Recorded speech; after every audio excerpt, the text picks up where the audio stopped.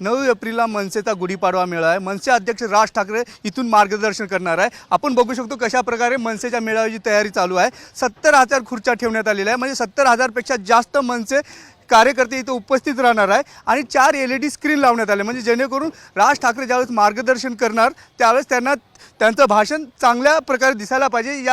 यामुळे 4 LED screen लावण्यात आलेले आहे आणि मनसेसाठी हा मेळावा खूप महत्त्वाचा आहे, कारण काही दिवसापूर्वी मनसे अध्यक्ष राज ठाकरे यांनी दिल्लीत जाऊन अमित शहा यांची भेट घेतली होती आणि त्यानंतर कालच मनसे अध्यक्ष राज ठाकरे यांनी ट्विटरवरून एक टीजर रिलीज केलं आहे आणि मनसे कार्यकर्त्यांना आव्हान केलेलं आहे, काय घडलं आणि काय घडतंय यावर मला तुम्हाला काहीतरी बोलायचं आहे। त्या पार्श्वभूमीवर मनसेचा हा मेळावा खूप महत्त्वाचा मानला जातो आणि मनसे अध्यक्ष राज ठाकरे नेमकं काय बोलणार आहे ते सुद्धा बघावं लागेल। कॅमेरा पर्सन अनुप सोबत मी आवेश तांदळे, साम TV मुंबई।